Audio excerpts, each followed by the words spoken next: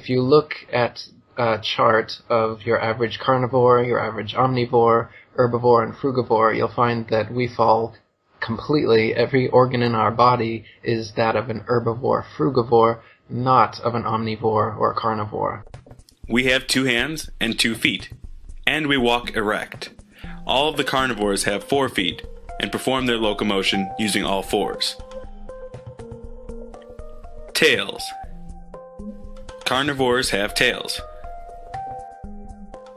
Humans do not. Tongues.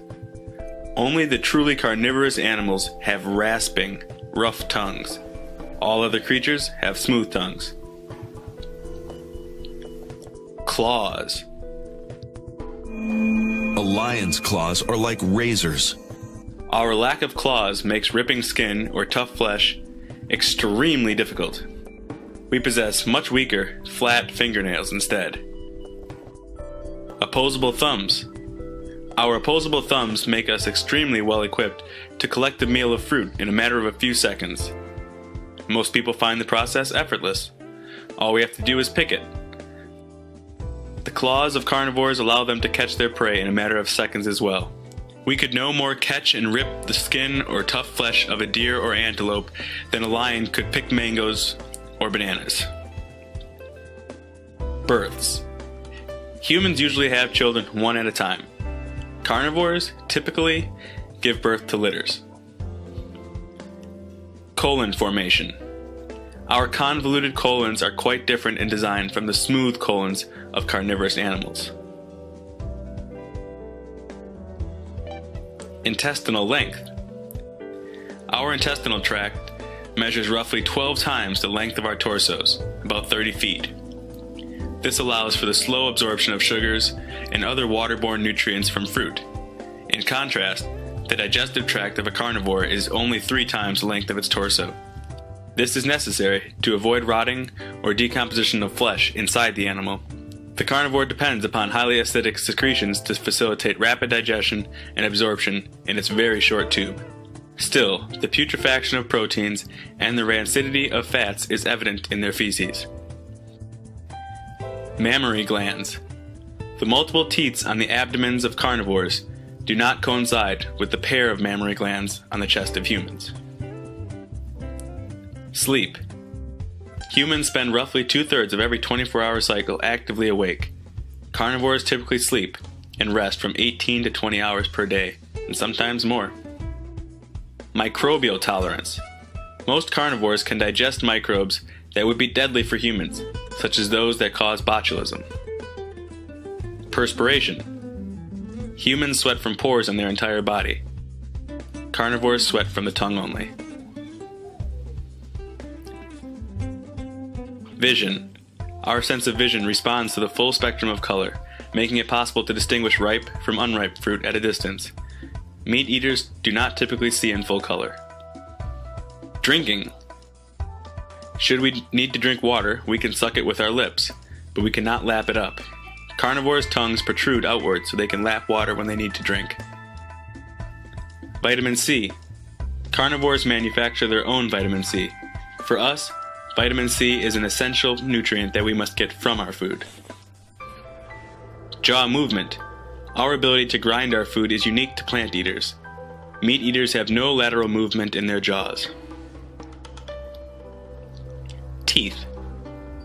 The molars of carnivores are pointed and sharp. Ours are primarily flat for mashing food. Our quote-unquote canine teeth bear no resemblance to true fangs, nor do we have a mouth full of them, as a true carnivore does. Tolerance for fat. We do not handle more than small quantities of fat well. Meat eaters thrive on a high-fat diet. Saliva and urine pH. All of the plant-eating creatures, including healthy humans, maintain alkaline saliva and urine most of the time. The saliva and urine of meat-eating animals, however, is highly acidic. Stomach acid pH.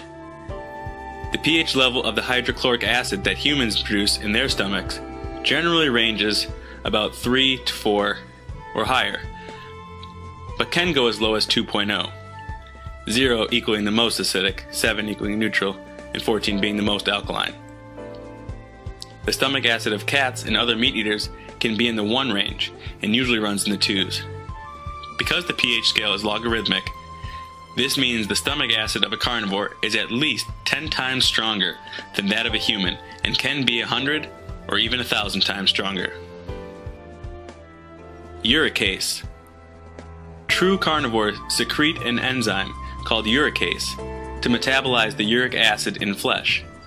We secrete none, and so must neutralize this strong acid with our own alkaline minerals, primarily calcium.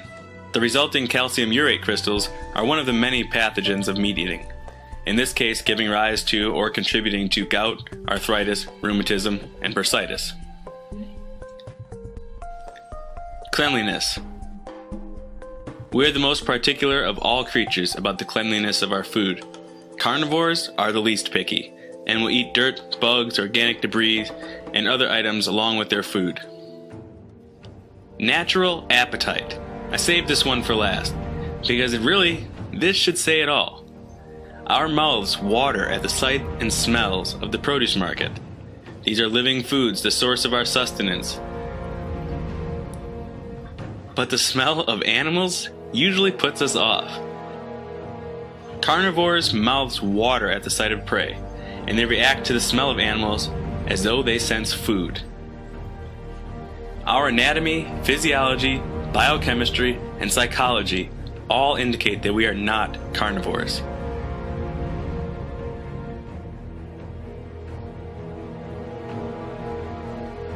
To say that carnivores eat carnage or flesh does not accurately portray such creatures.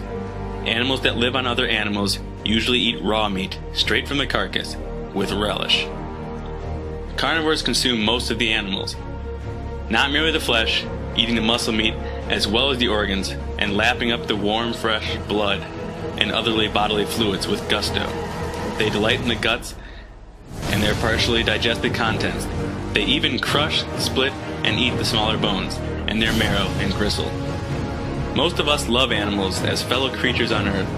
We do not salivate at the idea of crushing the life out of a rabbit with our bare hands and teeth, and the thought of eating one in a freshly killed state is repulsive.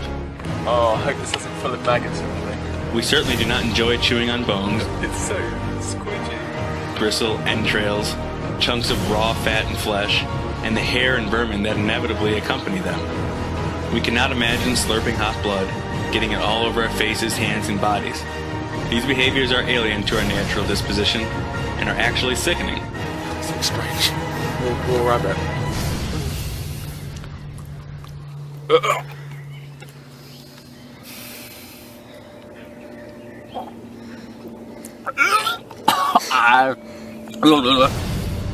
So if you look at your pet cat and aren't too enticed, it's alright. It's alright. You were never designed to eat them in the first place. Feel free to go down to your local produce market, enjoy the sights and smells, and pick yourself some whole, fresh, ripe, raw, delicious fruits and vegetables.